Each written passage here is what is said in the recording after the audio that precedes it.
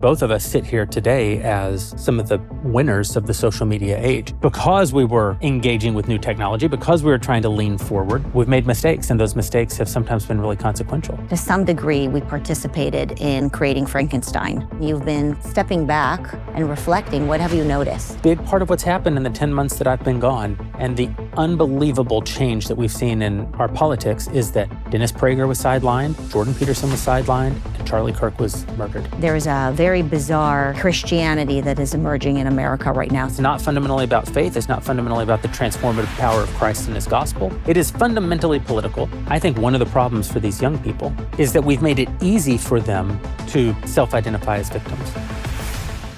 Jeremy, my very dear friend, it is so good to be with you today. I'm so happy to be here. I'm glad you're back. You kind of took a Sabbath. Yeah, I took a 10-month Sabbath. That's what the Bible says. Yeah, 10 months you shall rest. It's good to be back moving around in the world, though, again. A lot changed even during the short amount of time that I wasn't really engaging in public life. And when you've been in the sort of role that I've been in, working in media and entertainment basically my entire life, directly in politics for the last decade with The Daily Wire and PragerU and Truth Revolt before that, it's strange not to have a voice. And so I'm glad to be using the one I have again. I use the term Sabbath because the Sabbath requires some discipline. It takes discipline to take a break. It takes discipline to stop and just reflect. And I think when you stop and reflect, you actually come up with some epiphanies and new learnings. And so I'm curious, given how intense your life has been before, once you took the Sabbath and you've been kind of stepping back and reflecting, what have you noticed? One thing that I've noticed is that we have all been really effective in changing how political information in particular transmits on the right. When PragerU first started, or when Truth Revolt and then Daily Wire first started, these were really novel ideas to engage with social media in the way that we did. Especially on our side of the aisle, no one was really doing it. And we did something that is unusual for conservatives, which is we innovated. We saw a new opportunity and we took it. And I think both of us sit here today as some of the winners of the social media age. I mean, we were able to get around the traditional gatekeepers. We were able to get our message directly in the hands of the audience who had been hungry for it but hadn't been able to access it. We were able to build institutions in that process. We were able to provide for our families in that process. And we were able to actually make a real dent in the culture. Laws changed all over the country because of the work that we were doing at Daily Wire. Laws have changed because of the work you're doing at PragerU. Curriculums have been added in states that never would have existed or anything like them would have existed. But coming out of the other side of my reprieve, it's hard not to see some of the downside effects of those same technologies that made it possible for us to do what we've done. Social media, as it has continued to evolve, as it's become more and more algorithmically driven, and those algorithms have more and more favored engagement over substance or engagement over truth, has become a way of, yes, disseminating information, but not necessarily good information. We see, now that we're a decade into or more into this experiment with social media, we see the downside effects for children in particular. We see downside effects in how we communicate with each other as adults, the radical atomization of almost every individual human, the complete redefining of community down to its most abstract forms, away from anything geographical, away from anything that's actually communal, in some ways away from even anything that's personalized. So much of our online community is with anonymous people who in some cases may not even be people. And so I think a huge part of what I observed being away from it, being out of it, there's no less opportunity than there was before. I think conservatives can be cynical and sometimes it feels like all the opportunity is in the past. There's enormous opportunity to do good right now. But I do think we all need to stop and check where we are. New technology is disruptive. New technology breaks things. It takes people a long time culturally to adapt to new technologies. And I think that we have some enormous problems on our hands as a result of the computer in the pocket and social media on the computer, that if we don't address them, I think that it's going to become harder and harder to forget advancing our conservative principles, but really advancing any sort of cohesive worldview, because in order to have a nation, in order to have a civilization, you have to have some kind of common culture. And this technology right now is making common culture almost impossible. Yeah, in education terms, we use this as cultural literacy. We say there's no cultural literacy, and so we don't as Americans, we don't share the same language because we're all consuming different things, and that's right. We lose our identity. There's a story that I remember you and I used to chat about. You described to me that there are kids running around in backpacks pitching the next big thing, and conservatives would just mock them. And I remember 15 years ago, we were a little younger, and maybe we were those conservatives running around in backpacks. And, when we would say, oh, we got to use social media to educate people, and there's a new form of media, and the internet is something that we should engage with. I'm sure you were mocked. I remember being mocked as well. And, here we are 15 years later, and people are asking, how do we do things? But as we look back, I can't help but think, to some degree, we participated in creating Frankenstein. And there is some guilt, at least on my part, when I look back at some of the things that, unintentionally we created. When you talk about how social media influencers that are not really doing good, we participated in building brands like those. Obviously, we believe in freedom of speech, and we don't think that the government should overreach and tell us what we should say, but should somebody monitor what is being said? Because if anything goes out there, and we know how young, impressionable minds can be influenced, how do we look at that? How do we look at innovation and conservatism and really grapple with the conflict between those two? Yeah.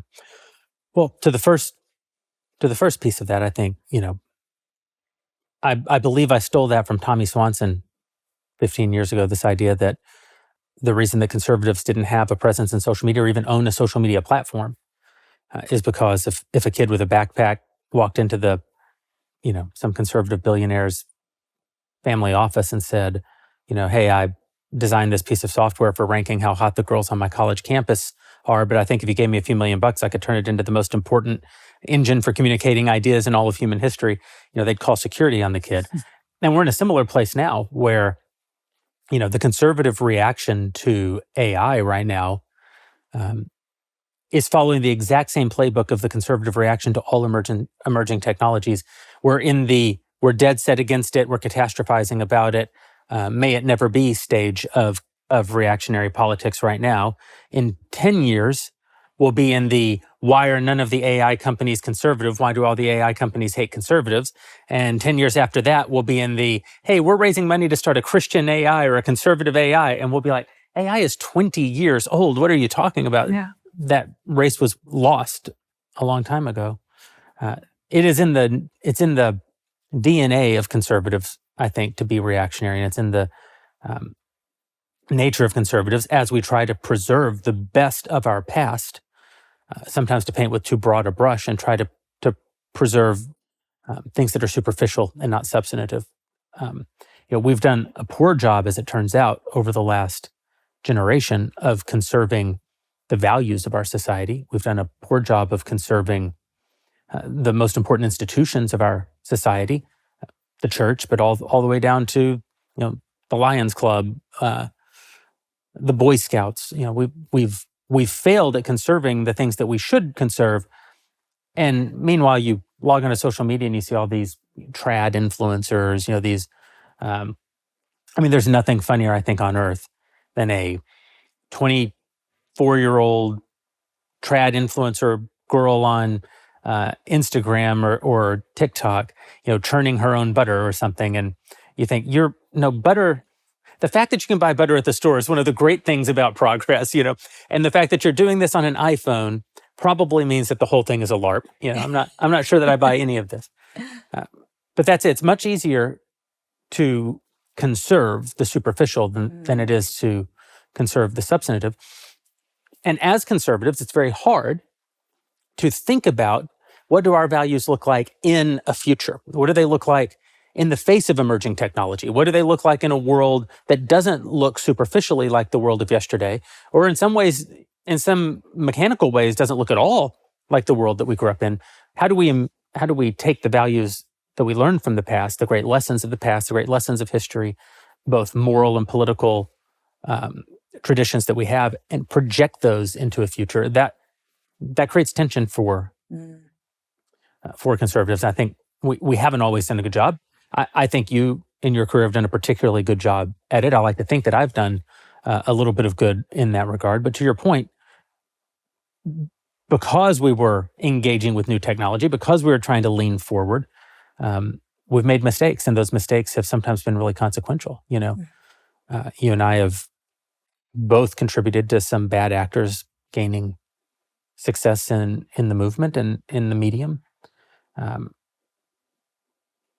And we've also just probably, it may be too grandiose to say that we've helped promulgate the technology itself. I mean, I think the technology was always going to ascend to become what it's become. And in some of our victories, and this is, I try not to be too hard on us or anyone who's acting in good faith, because it's easy to look back and say, I did this and it led to this bad outcome. That doesn't necessarily mean that you made the wrong decision in the moment, because you're dealing with the information that you had in the moment.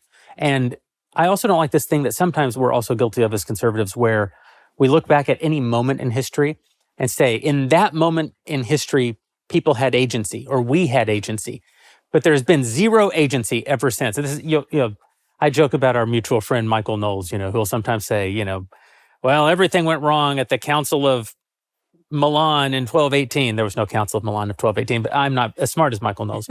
And since then, basically, we've always been on the path. This was the inevitable outcome of the Council of Milan in 1218. And you're like, well, if zero humans have had agency since 1218, why did any humans have agency in 1218? I mean, obviously, a lot of other decisions have been made in the face of those original decisions. And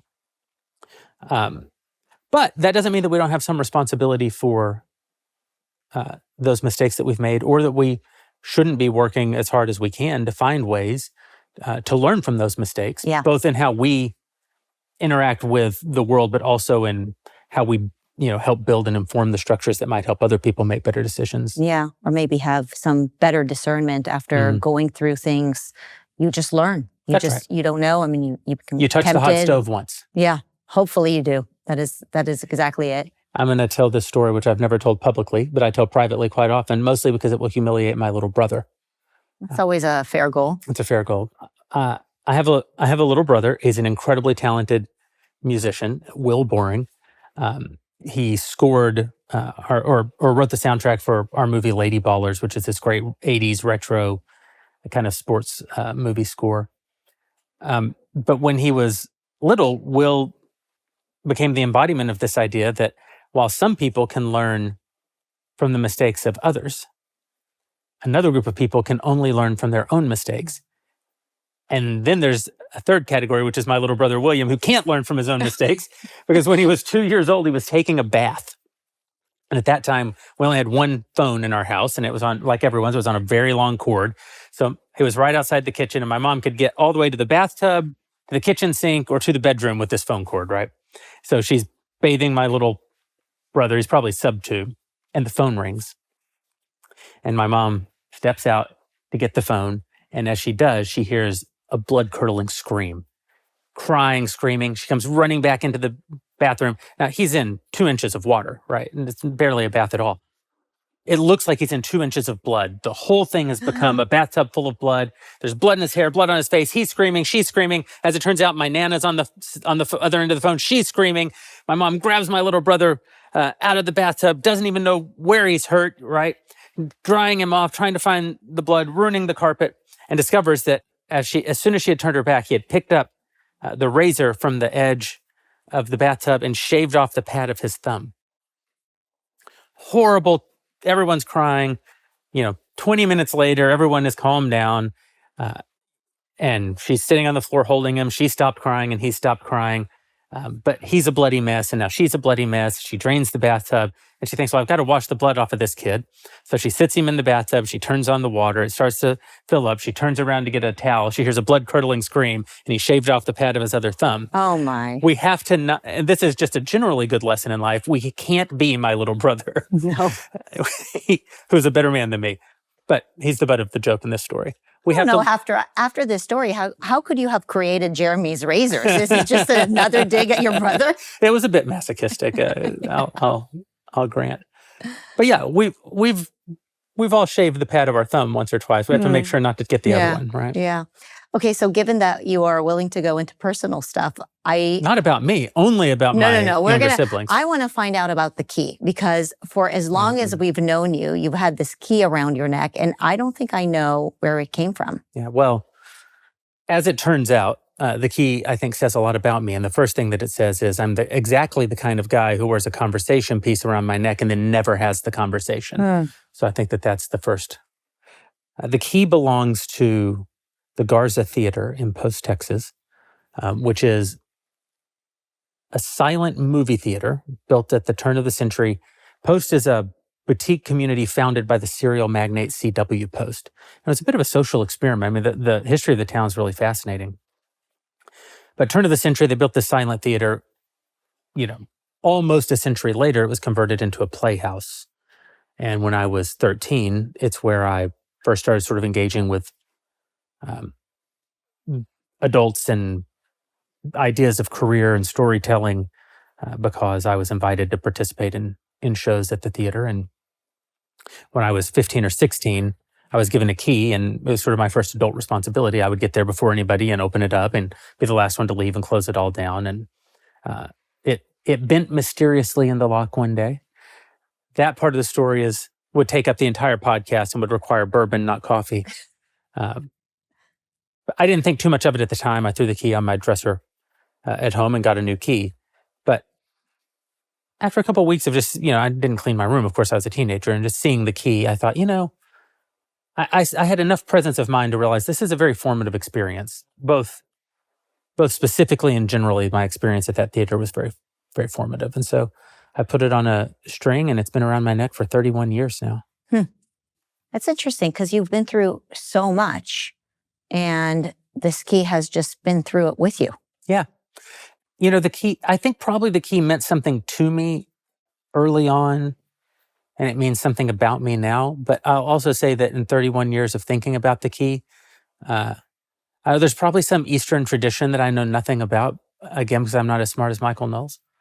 There's probably some tradition about the contemplation of an object over time and how it shapes your thinking of the world, but that I know nothing about. But certainly the key has been a constant companion, and it always kind of means something a little bit different to me in every phase of my life. Where did the nickname God King come from at Daily Wire?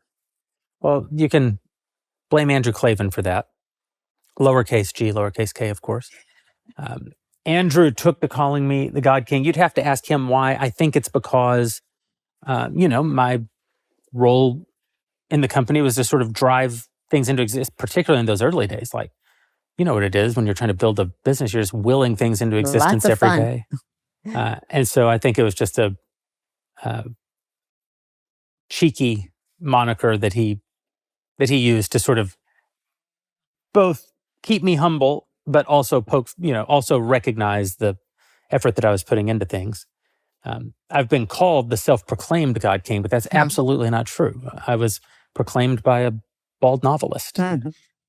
Makes total sense. So for the longest time, I used to call you Pastor Jeremy, and I don't think people know this. So the first time I met you, you invited me to a Christmas gathering at your house somewhere in Hollywood at your church home. Yeah. It wasn't my house. I was much too poor in those days to have had that beautiful house. Yes. But it belonged to a friend of ours, and we, for 15 years, starting in my 20s and all the way up until when we left LA in 2020, I pastored a home church.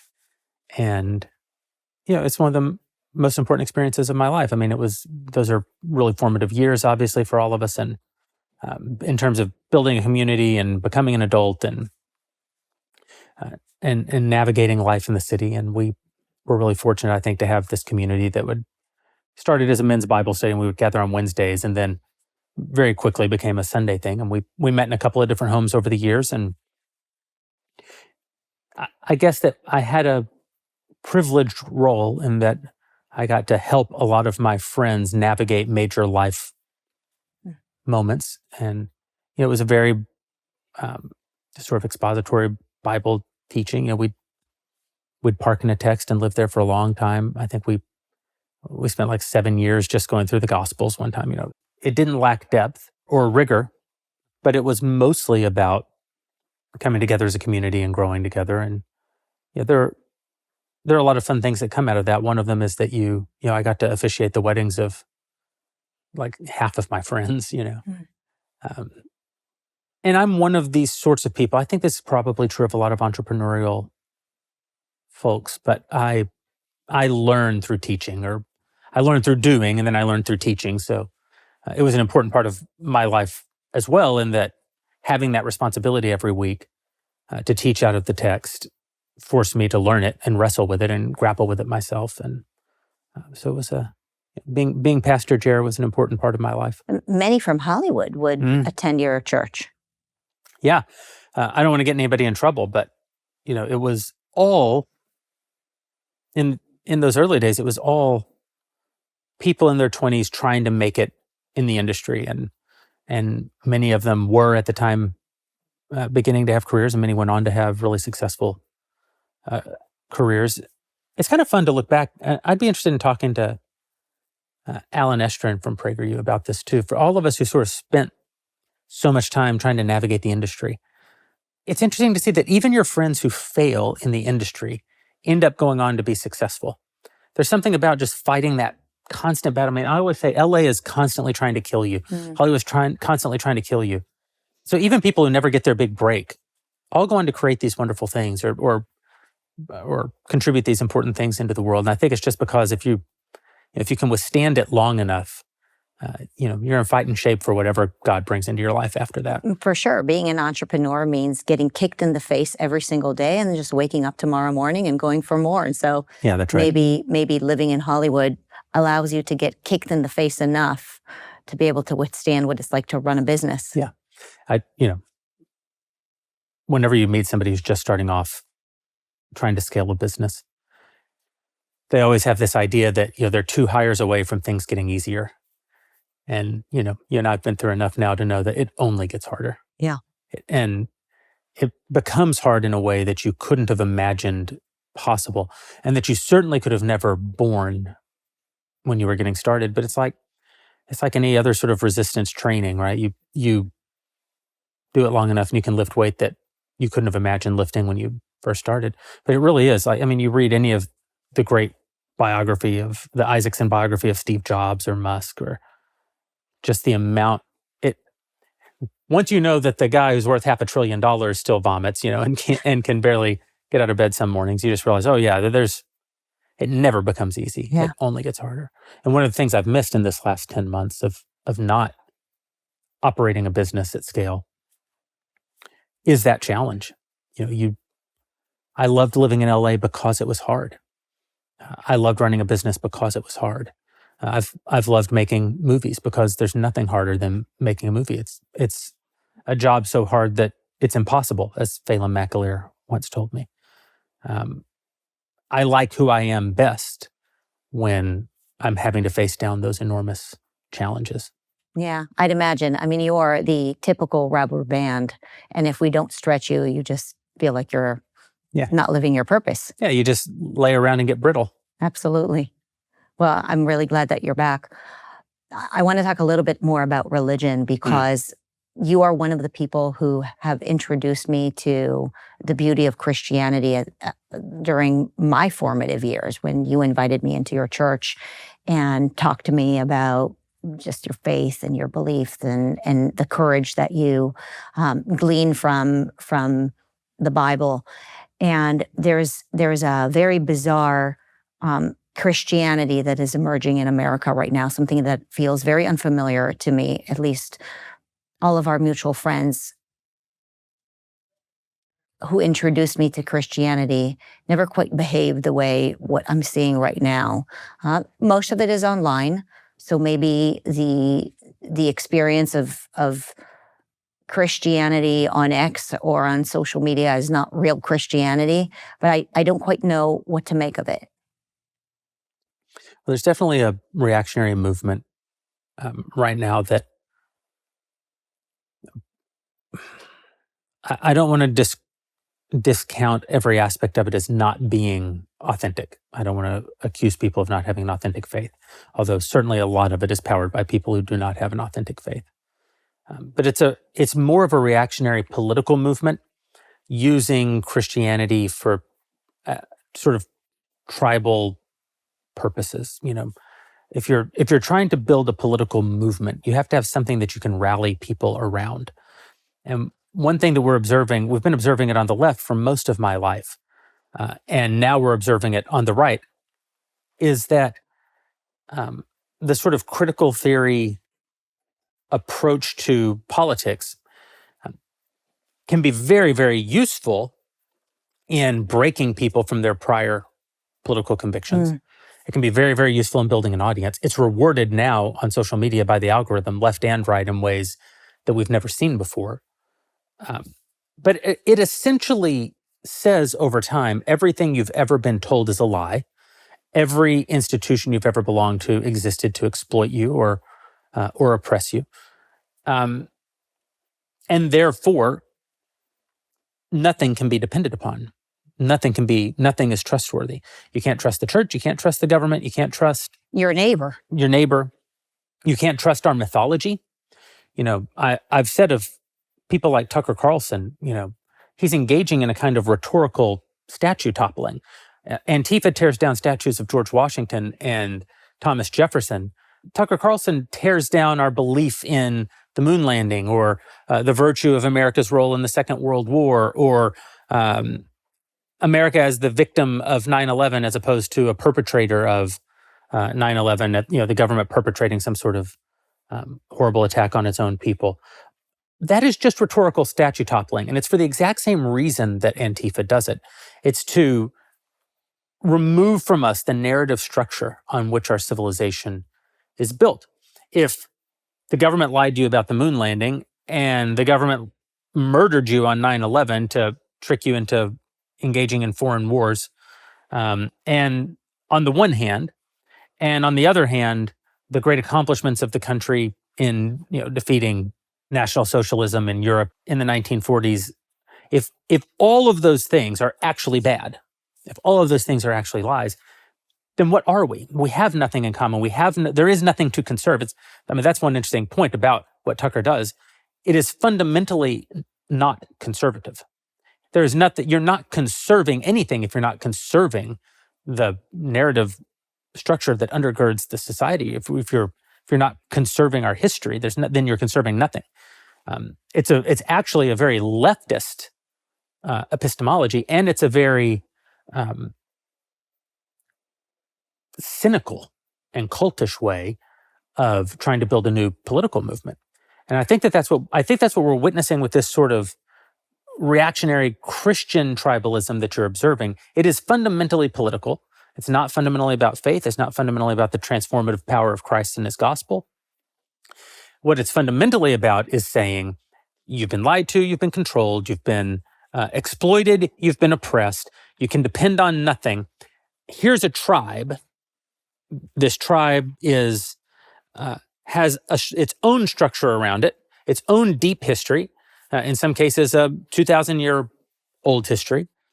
And it could have been depended on, but it was never offered to you.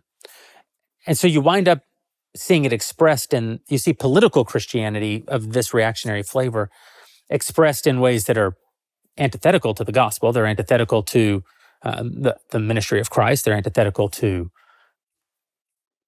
grace and love of the stranger and love of the neighbor and love of God even. But they are very useful at sort of being a new rally point. And because it's evoking very real, very true, and very powerful names and imagery and history and forces, it's very useful. I mean, people want to rally to those things, especially because, listen, our institutions are weakened right now, and we are going through massive technological and sociological disruption and change, and we are seeing the sort of the post-World War II consensus, as they say, age out and collapse. We have been so rich for so long that the elite has lost any touch with the concerns of the people. And those are very real phenomena. It's very true that young people, particularly young white men in this day and age, are born into a world that has blamed them for all the ills facing the world every day of their life. If you treat your husband like a cheater, you increase the chances he will cheat.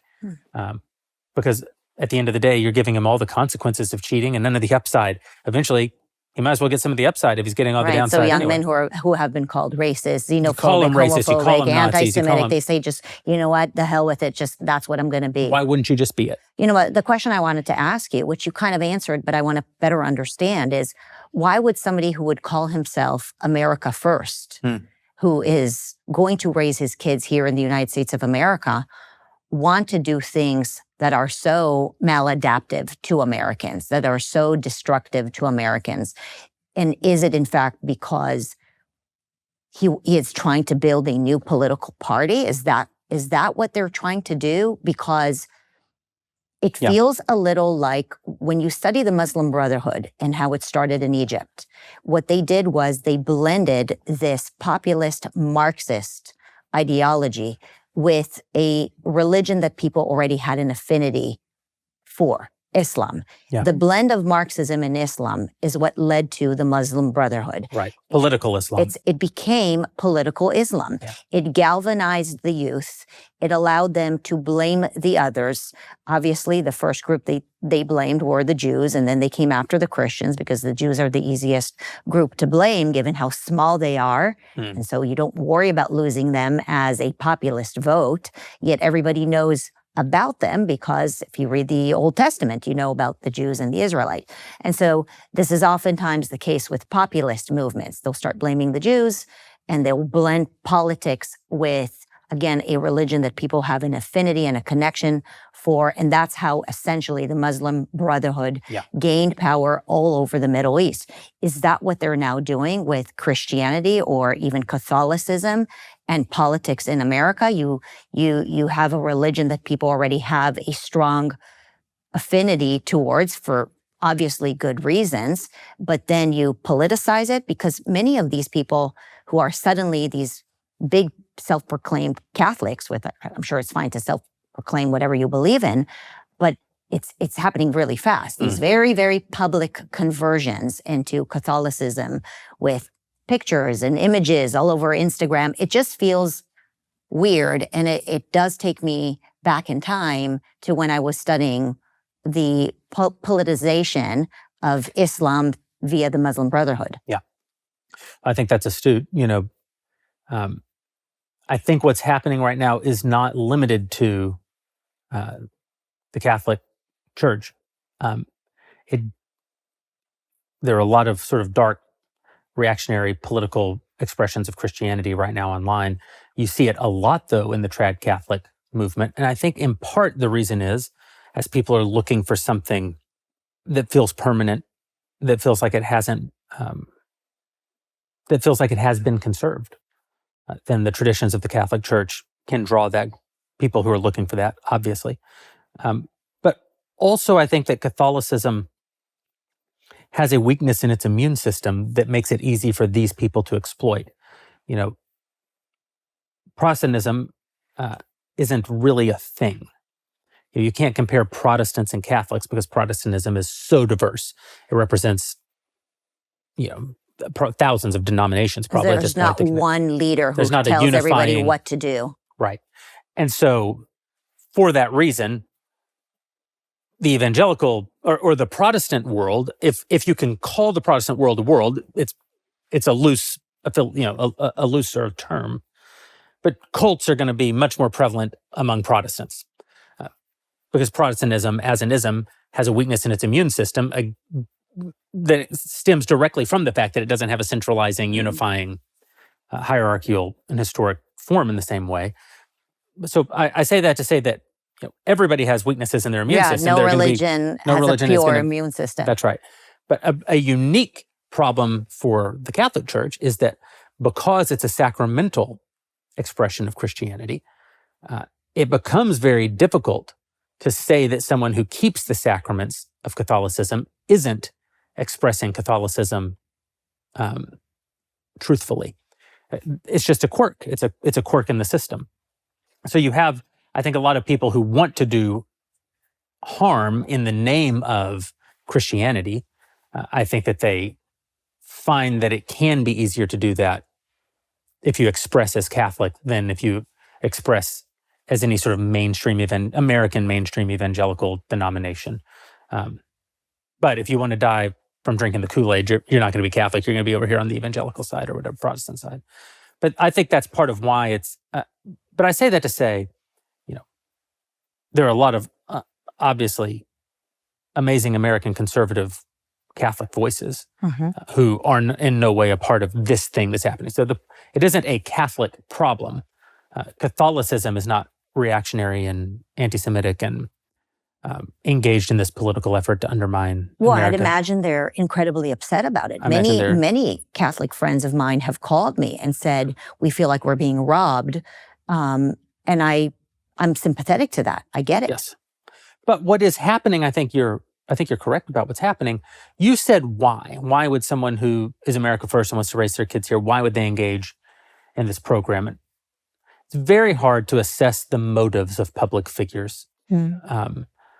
Because we all have our outer life and our inner life. Part of being a public figure is that everyone can see the part of you that everyone can see, but no one can see the part of you that no one can see. And so, I don't know. You and I know a lot of these public figures. I feel like you're the same person offline and online. But I'm barely a public figure. Okay. Right? Like I'm not, I'm a man who engages in public life. Dennis Prager is the exact same person offline and online. Yes. But Dennis is somewhat anomalous. Yeah. A lot of people who are drawn to fame have narcissistic tendencies, and they create a version of themselves that they try to protect. And they're going to try to protect that false version of themselves at almost all costs. They don't want anyone, maybe even themselves, to see the inner part. I only say that to say I don't want to get into the motive of why someone does it, but I think that as a insider in conservative media, I can say what's happening. I know that what is happening is that Candace Owens wants to be, for example, the most famous person in the world. Well, she's always said that she wanted to be the most famous person in the world. That's right. That's what motivates her. Candace does not engage in questions of true and false in the way that her audience engages in questions of true and false. Candace believes what she says when she says it.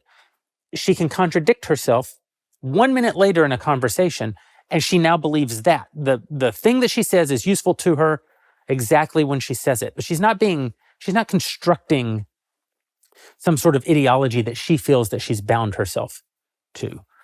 That's very hard for people to understand at home. They assume that if someone says something to them, they at least believe it when they say it, or that they at least believed it before they said it. That's not true of Candace. So How do you know that? Because I know her.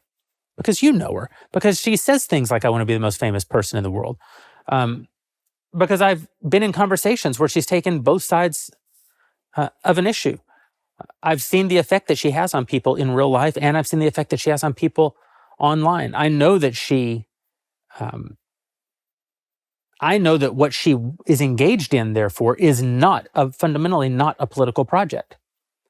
Candace isn't overly concerned with the societal impact of what she says. She's primarily concerned by whether or not she gets engagement. In a way, she's like a human algorithm, which is why I say she's the queen of the grift industrial complex. She's like this online phenomenon of grifting is personified in her. She has an unbelievable instinct, an instinct that every marketer in the world wishes they had the instinct that Candace has, to always know where the water's flowing, to always be able to use her platform to self-aggrandize. Someone like Tucker Carlson is doing something much different. He's obviously engaged in a political project. He's helping staff the White House. He's in Washington, D.C. all the time. He's not only interacting with from Donald Trump and J.D. Vance to junior staffers in departments around D.C., Tucker is maintaining and fostering those relationships. Why he's trying to do it, I don't know. What he's trying to do, I do know. Mm-hmm. He's trying to create a new American majority out of left-wing economic populism and right-wing social populism. He's open about it. I say he's open about it. He isn't open about it in that Tucker doesn't sit down and do, here's a 5-minute monologue of my worldview. That wouldn't be useful to him. He's too good at his job for that. But if you listen to him for any period of time, if you analyze his episodes, as I've made a practice of doing, he'll tell you over the course of a few episodes what his project is. He says that his favorite Democrats are Elizabeth Warren and Bernie Sanders, the ones who are the most socialist, the most communist, have the most radical left-wing economic views. He tells you that Nicolas Maduro is only, I don't know why, he never commits himself to a point of view. Yeah. He doesn't say Nicolas Maduro is only being taken out by the Americans for this reason, but he says, I think it's fair to ask, is he being taken out by global homo? Because there's no gay marriage in Venezuela. Yeah, he says, yes, he's a communist, meaning left-wing economic theory. Yes, he's a communist, but there's no gay marriage and there's no abortion. Mm-hmm. So here are ideas that are social policy that's very important on the right, economic policy that's very popular on the left. Tucker Carlson is trying to build a majority out of those two things. Steve Bannon talks openly about this exact same thing. That's what their project is. Mm-hmm. Do they hate Israel, for example? I don't know. But I know that one of the huge immune responses in American civic life to that kind of movement is evangelical conservatives. Evangelical conservatives are historically very pro-Israel. So if you're going to build a coalition that is right-wing social populism and left-wing economic populism, you have to separate off evangelicals from the American right. Mm-hmm. You separate off evangelicals from the American right, in part by making the American right oppose Israel.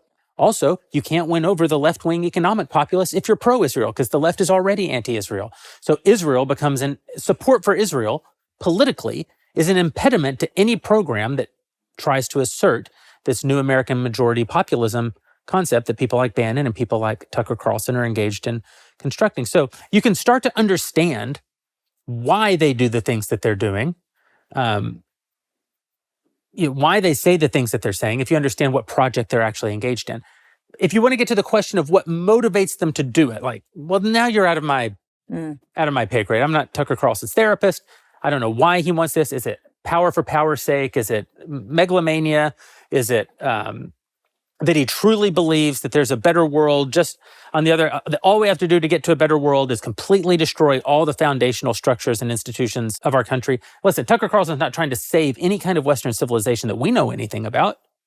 He's redefining Western civilization to be something that can be constructed on the ashes of all the statues that he's currently tearing down. Is he doing, I think it's a mistake to say, he's just being paid by Qatar or something. Tucker's rich. Maybe he's being paid by Qatar. I don't know, but that's not why he's doing what he's doing. And I think it's important to be able to distinguish between these various enterprises. It's important to know that Candace is not pursuing any sort of political, philosophical change in the country. She doesn't care. But she says openly, I will never vote again because of Charlie Kirk, or because of whatever it is. She's telling you, I'm not trying to build political change.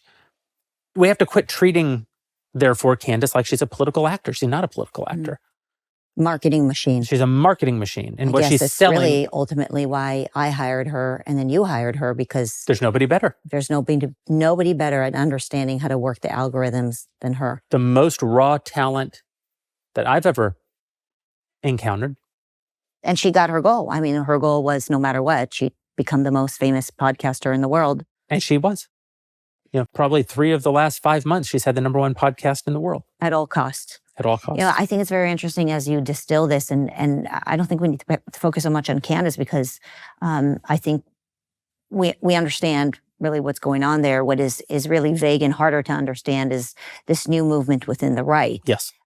This new movement that is, as I said, maladaptive, is destructive, is full of conspiracy, despair, anger. It is an angry movement within the right. It is not necessarily pragmatic. It is within the right. It is within the right. But it is not of the right. I think that's an important distinction. So what does that mean? So does that mean that MAGA now is infiltrated with leftists? Is that what that means?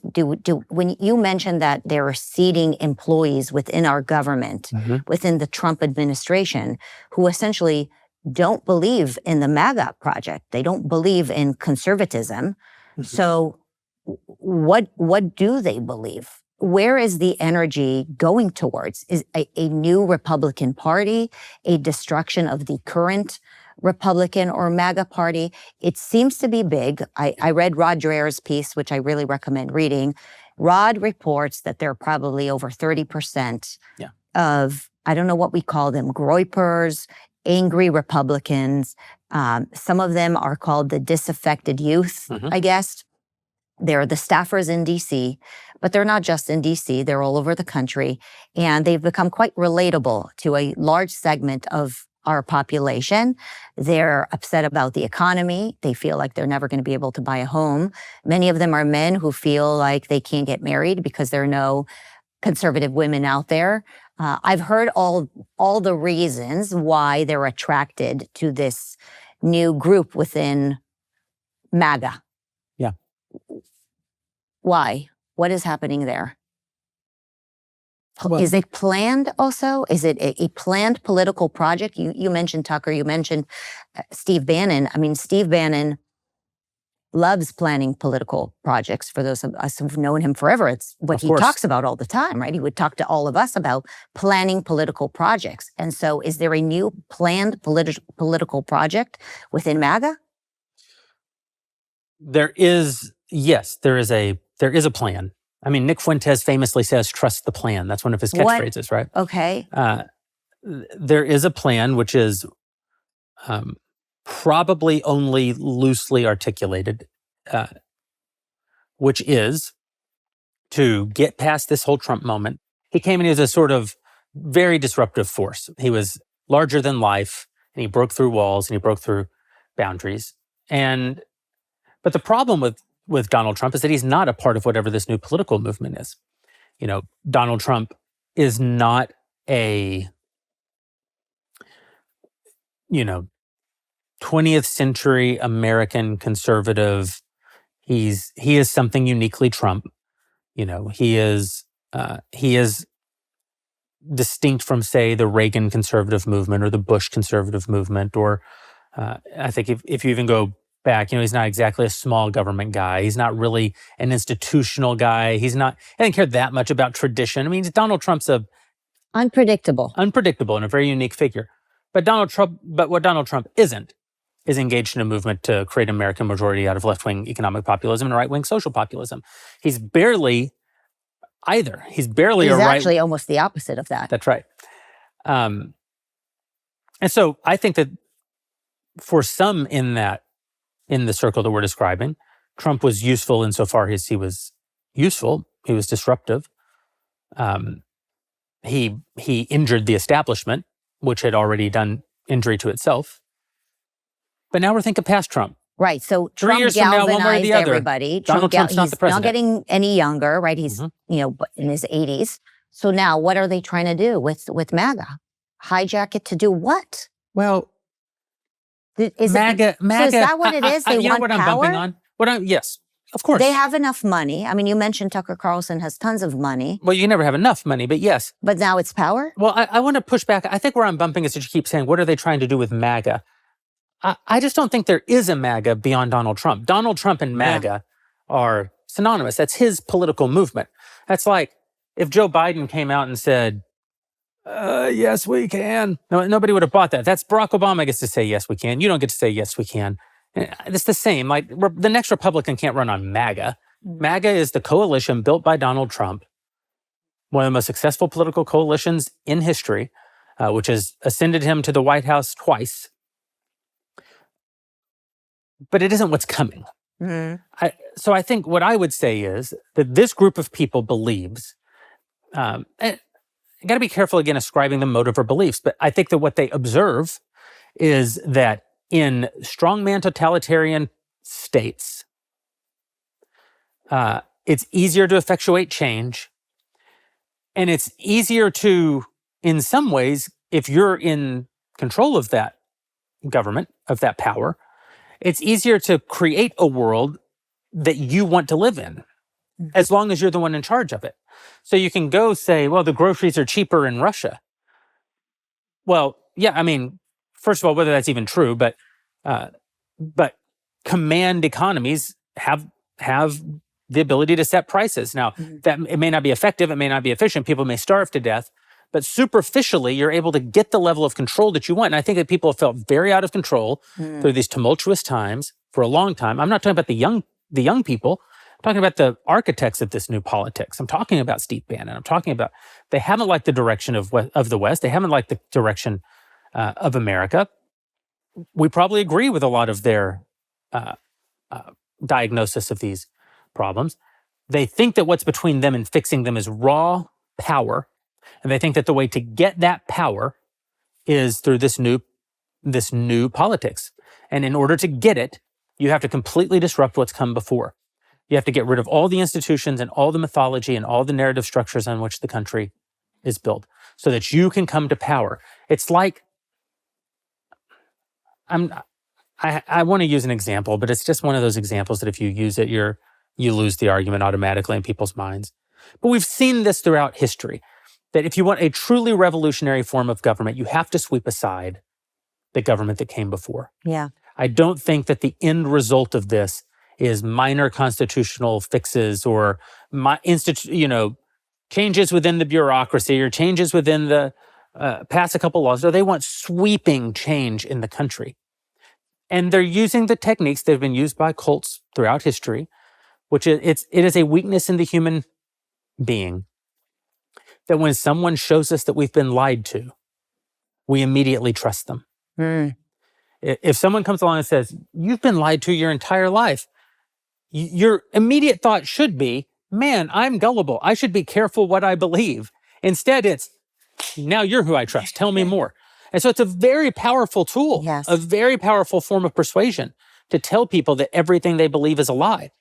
It's a lie because everything you believe is not a lie. But of course, it's true that you've been lied to. Yeah. Of course, the powerful manipulate. Of course, the powerful exploit. Also, of course, we live in a government and in a country where we've been more immune to that than most people throughout all history because we have a good system, a flawed system made by flawed men, but a good system because we aspirationally have correct values in this country. We don't always live in accordance with them, but we have the correct aspirational values primarily because it's a fundamentally Christian nation and a nation that fundamentally believes in human freedom and a nation that fundamentally believes in the protection of minority rights and minority positions because smarter and better men than we created a system that understood the truth about humans and tried to accommodate for it.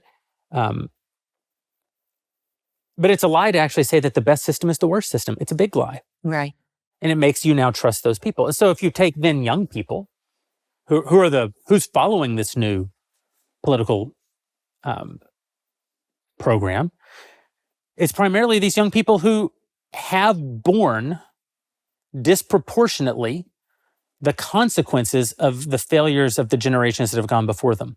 I think, yes, the young people have been called racist and Nazis and sexists and rapists. You know, if you can't get a girl, A, because there's no conservative girls, B, because to talk to a girl is to open yourself up now to ostracization and even legal Title IX. Yeah, all of it.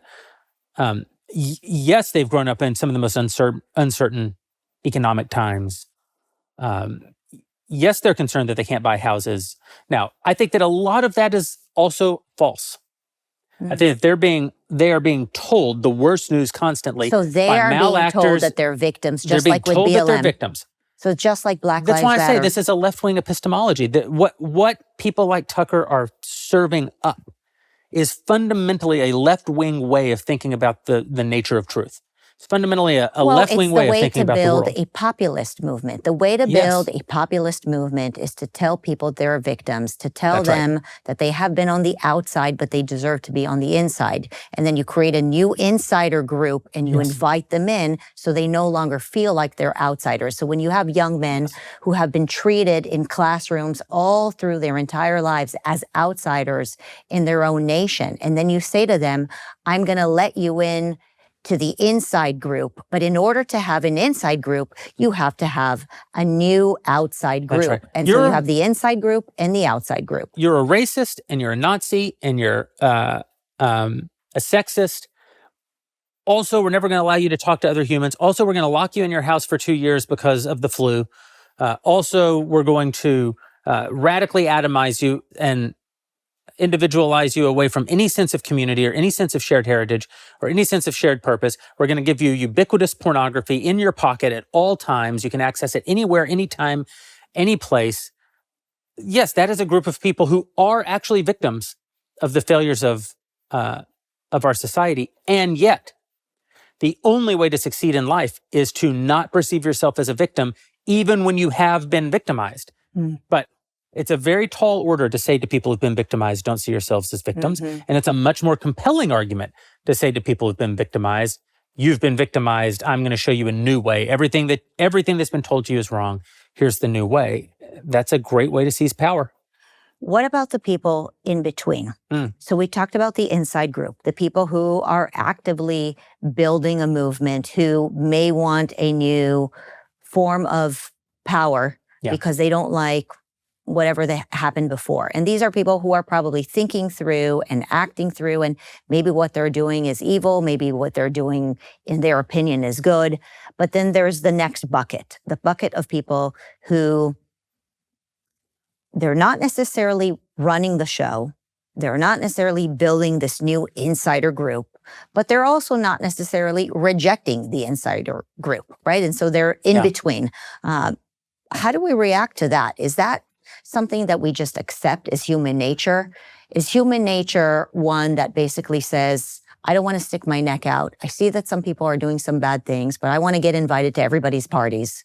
And so I'm just going to be somewhere in the middle. I mean, there are people like you. You're not somewhere in the middle. You're the type of person, I think about you as like Jonah in the whale, where I don't even know how you stood to the side for 10 months, but I'm sure you were burning, feeling like you're sitting in the stomach of a whale, waiting to get pushed out and be able to do what needs to be done so that you can truly live God's calling. And there are people like you and others out there who, when they see evil, they can't stand idly by, and they have to, even sometimes at their own risk and peril, will keep pushing. But most of humanity, they're either completely tone deaf to what's going on and they're just not engaged, or there are people who are in the political class, in the media class, who are kind of in this fuzzy in between zone. How do you think through that? Is it just the normal human condition to expect?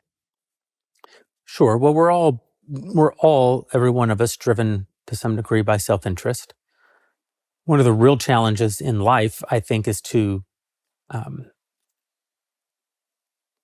sort of rightly order your priorities. There are, aesthetics who push aside their self-interest at all times, and that's not good. You're taking away one of the great motivating forces for self-improvement and creation and accomplishment and building the future, as opposed to being a victim of forces beyond your control. Pursuing self-interest, it can be very good, but it can also be, of course, if you pursue self-interest as your highest priority, then it becomes very bad. It causes you not to take stands that you should have taken. It causes you not to regulate your worst impulses and your worst behaviors. And so all humans are flawed, and all humans are engaged in a process of trying to understand how to order those priorities, how to deal with questions like self-interest. And at various times in all of our lives, we come out better or worse in trying to order those priorities. And so I think that it's too much to expect that every person at every time is going to have properly ordered their priorities. It will therefore always be the case that at any given time, most people won't be properly ordering their priorities. And that also means most of the time you won't be properly ordering your priorities, because most of the time you'll be with most. But some of the time, we rightly order our priorities. And I think that it is certainly the case that some people are endeavoring to do that consciously, and probably they get it right a little bit more than everybody else while still getting it wrong an awful lot of the time. But yeah, I'll say this of both the people who are kind of in the middle and don't know how to stand up against this, or even how to think about it, or even if they're supposed to stand up against it, or even if it's wrong. I mean, because sometimes they'll say it's just not my issue, or I don't know what the issue is. Yeah. Or they make a compelling argument. I don't know. But I'll say the same thing of them that I'll say of the young people who have been victimized by the failures of our regime. It's not an excuse. I think one of the problems for these young people is that we've made it easy for them to self-identify as victims. Because we those of us who have a role in trying to preserve or strengthen the weakened institutions, or create and preserve the narratives, what are we trying to conserve more than it? What is PragerU fundamentally trying to conserve? You make 5-minute videos about the history and philosophy on which the country is premised, on which our civilization is premised. That is a fundamentally conservative act. So people like us also have to present a better narrative to these young people. We have to show them that the future is always uncertain. You can say, well, it's never been as uncertain as it is now. Well, for who? It's always uncertain. It's always been uncertain. What's novel and new is that we tell you how uncertain it is all the time. What's novel and new is that we have a system where foreign governments can buy bot armies to demoralize you constantly. Yeah. What's novel and new is that many of our elites who are actually creating the future for humanity don't know why humanity exists. You know, some of the smartest people in the world, so much smarter than you and I could ever dream of being, and not just because they've read more books, although they have, not just because they know more things, although they do, but just the raw material is there. You know, you and I are never going to invent the large language model. That ain't happening. But I actually know a little bit more than Elon Musk about why human beings exist and why humanity exists. You know, these guys are so good at creating the tools of the future, but then they wind up being voices telling us that there's not going to be a future that involves us. That's incredibly demoralizing to people, and it's wrong. The future only exists for us. God didn't make the world for computers. He didn't make the world for robots. He made the world for His glory and us, His children. His children. And so we've got to tell that story. We've got to tell a better story to people, give them something more positive and hopeful, because the only hope for there to be a good future is for good people to build the future. If good people allow themselves to identify as victims and sit out the process of building the future is still going to be built. It's just going to be built by bad people. Those are the only two options.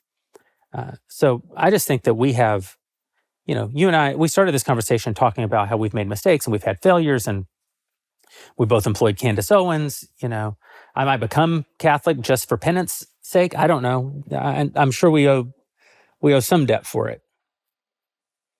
But the real failure of people like you and me is if we don't tell a better story about what's possible for this country, for our civilization, for the young people who have been done wrong by. You know, if you go all the way back to the civil rights era, there were two ways that it could go for Black people in America after the end of slavery. And one of them was a hopeful vision, and one of them was embracing victimology. And it played out personified in actual schools of thought. Two human beings, W.B. Du Bois on the one hand and Booker T. Washington on the other. And it was, you know, the sad truth is the victim narrative was true. Mm-hmm. Yes. And destructive. Right. Because it always is.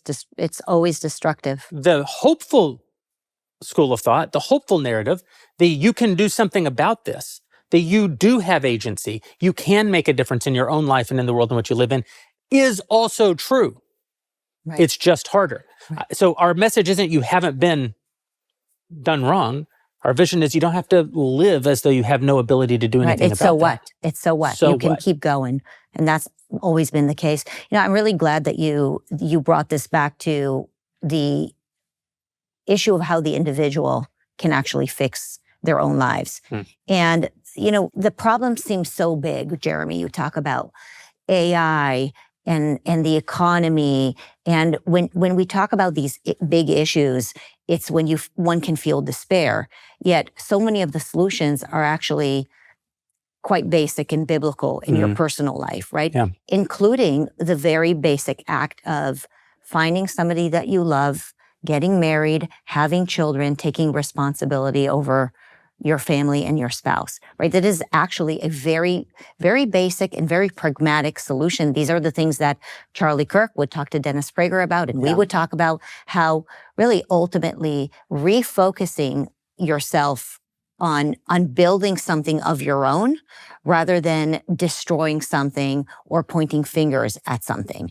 And so when I think about us and the things that we do and that we've done, right? We've built companies and you made your dream movie, all of these things. Ultimately, I would say for me, the most meaningful thing I've ever done was to get married, to stay married, and to have children.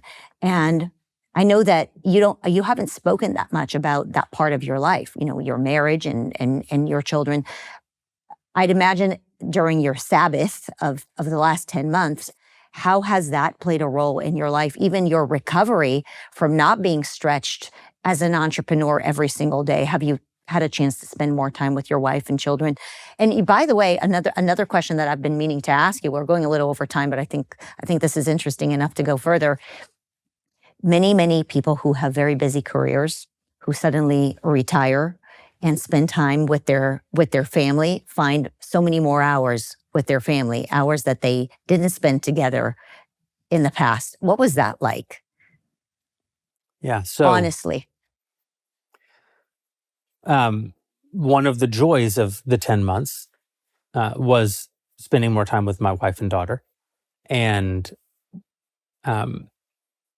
at the same time, I think if my wife and daughter, if you were to ask them, they would say, man, it was really good and daddy needs to get to work. Because, 6 days you will toil. Like we are on the earth to create. And we're on the earth to build. And that does mean building a family. But family can become an idol like any other thing. I want to model for my daughter productivity and that accomplishment is possible, that we're not victims of currents that we have no control over, that we can make an impact. And I want to be a part of her life and the most important part of her life until it's time for somebody else to be the most important part of her life. And so I find that in the things that I'm building now, that I'm moving around again, I am building with more of a mind toward how to be more present and to be, I'm not kidding myself about how hard things are or about how you get pulled in directions, but I'm working from home more than I used to. It's always been important to me that when I work away from home, I take them. Now, I don't mean if I go to LA for 3 days to shoot a PragerU video, I don't want to disrupt their lives every single time I have to get on an airplane. But when I went to Europe for 5 consecutive months, 7 total months, but 5 consecutive months to shoot the Pendragon cycle, I took my family.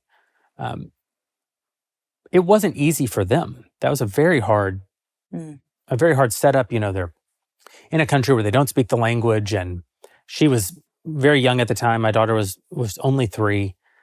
So it's a hard time to have all your schedule disrupted in such a significant way, and hard for my wife to be away from all the structures that make it possible for her to succeed, and all the community that you need to raise a child and family. And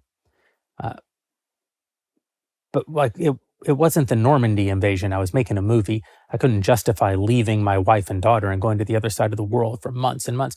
It's horrible for your soul. You're supposed to be together. It's horrible for your behaviors. It's not good for man to be alone. I wasn't going to subject myself to those kinds of temptations, or my wife to those kinds of temptations or stresses.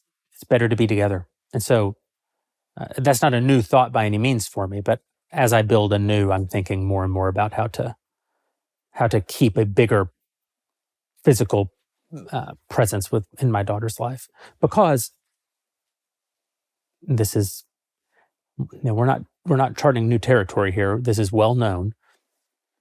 Men make more money after they get married. They make even more money after they have kids. Your life, every aspect of your life gets better except for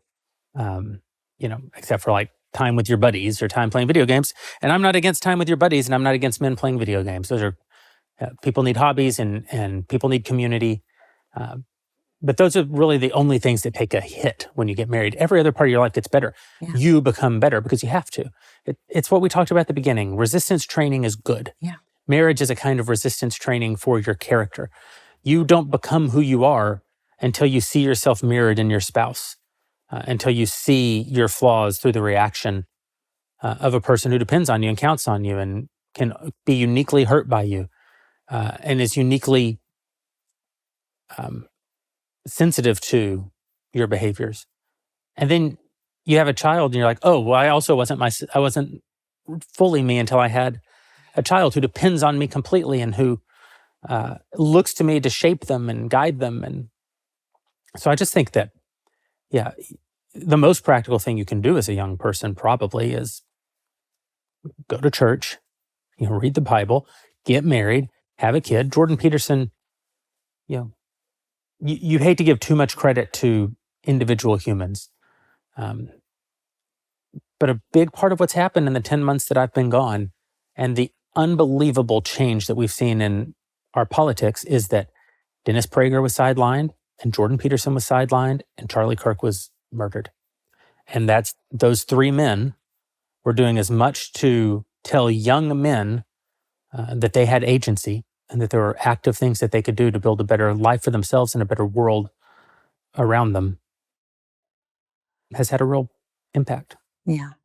How lucky we are that we were exposed to them and we can call them our friends and we learned so much from them.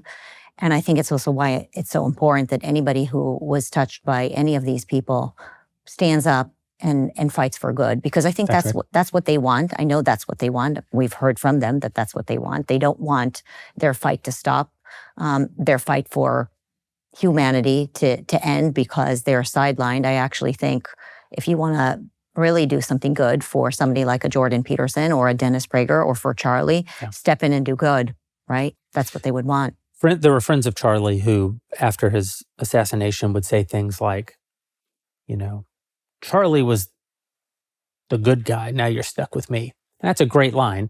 And obviously we can all relate to the sentiment. But it's also a betrayal of Charlie.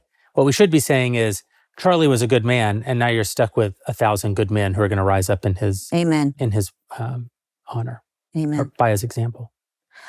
I watched The Pendragon, and I wrote 2 words. I was going to text them to you, but instead I'm just going to tell them to you. Well done. Good job. Sacrifice and indulgence. Oh, well, those aren't compliments. Those are the words that came to me. I know that you've been talking about the movie a lot, and people can watch other interviews that may not be as deep as our conversation given our friendship. But what were you trying to truly convey spiritually, morally in this movie series? Well, I think that the Pendragon cycle, in a way, is my answer to the statue-toppling. It's my way of saying, no, the narrative superstructure on which our society is built still matters, is still good. We've been telling the story of Arthur, for the better part of 1,000 years. It's fundamental to who we are and to our sense of ourselves. I said to Piers Morgan recently, because he's British and I thought he would find it interesting, but I got to visit the robing room once at Parliament in London. And it's where the British monarch prepares themselves to open the House of Lords, to open the government. And Queen Victoria's throne is in there, and the whole room is surrounded on all sides by these beautiful wooden reliefs of Arthurian myth, these iconic moments from the life of King Arthur. Westminster Palace, if you've ever been there, the whole thing is surrounded by the history of Britain. Every king, every queen, most of the prime ministers, everyone's represented again and again and again. It's a fundamentally conservative place. I mean, it represents them. But then when the actual monarch is actually in the building, they're not surrounded by Elizabeth and Henry II and these great kings and queens of old. They're surrounded by the mythical king, King Arthur. The only place in the building where the myth is more important than the history. Why? Because the British monarch, when preparing to go do their most fundamental constitutional task, which is create the government anew, open the government, doesn't contemplate his predecessors. He contemplates his idealized form. He contemplates King Arthur. King Arthur is the king you're supposed to be. King Arthur presided over the kingdom that we're supposed to have. He presided over a Christian, just society concerned with the rights of all, the good of all, where ruling is a duty, not a privilege, where it's about what you give, it's about sacrifice, not about what you get, not about indulgence, to use your word. That's what Arthurian myth fundamentally is supposed to be. And if it's important enough for a king of England to contemplate in the pursuit of his official duty, then it's important enough for all of us to contemplate. And I think that as we tell those stories less and less, the great stories of the Bible, which are true, to the mythological stories like King Arthur, we tell them less and less. And when we do tell them, we tell them in more and more deconstructionist forms or secularized forms. What we're really doing is further and further cutting ourselves off from that all-important story of who we are as a people and why we exist. Why the West? How the West matters, but why the West is the fundamental question. Why should this continue? Why should we conserve it? And the Pendragon cycle, which you can see at Daily Wire Plus right now, is my attempt to reaffirm that narrative. I think it's a beautiful thing that even though you took your Sabbath and you were not with the Daily Wire anymore, you're working to publicize this joint movie. And for me, at least, as a friend of yours and a friend of those at the Daily Wire, there's a little bit of a relief for me to see that you still have this joint project. So I enjoyed watching it, and there's just a heartfelt element for me that the movie is out. You're connected to it. The Daily Wire is connected to it. Many of us love both of you. Many of us are praying for all of you to continue to succeed because you're good. You're good. You're truly a good man, Jeremy Waring, and really appreciate our friendship and everything that you do for our country and really for Western civilization and by extension of that for the world. I'm glad that you're back onto the board. Thank you. We lost some of our friends and we needed you back on the board. And so I'm glad you're here. I know that you're not ready to share exactly what you're doing next, but you have to promise us that you're not taking another Sabbath. No, I'm not for a while. Yeah, I'm back in the 6 days you shall toil part of my life. Thank you for having me. We love you. Thank you.